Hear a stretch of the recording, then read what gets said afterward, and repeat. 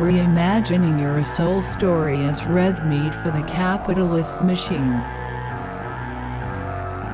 Now that you have done the spiritual work necessary to operate a forklift, you should now dive into the nuts and bolts of translating your bizarre aspirations to a message for prospective employers. Before we do that, let's acknowledge one thing. Most people think of writing a resume as one of the least enjoyable activities imaginable.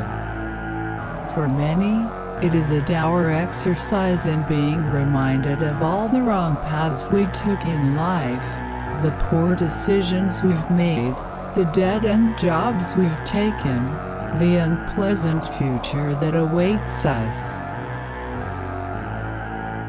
Submitting a resume to an employer can be likened to being butchered by a masked intruder who breaks into your house in the middle of the night. By the time we are robbed of our requisite education, and dismembered by the skills we don't have, we feel like we're better off dead. These are very normal feelings, and we validate them because, in all honesty, they're accurate and appropriate assessments of your inadequacy. However, that's where the usefulness of the aggravated battery and armed robbery analogy ends. Unlike being eviscerated in your bed, the reality is that you do not need to have the perfect resume to get the job. You do not even need to meet all the basic requirements to get the job. The only thing you need is to tell your story in an honest, authentic, and highly scripted manner.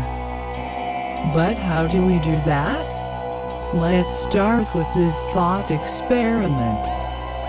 In your days on this planet, how many different experiences have you had?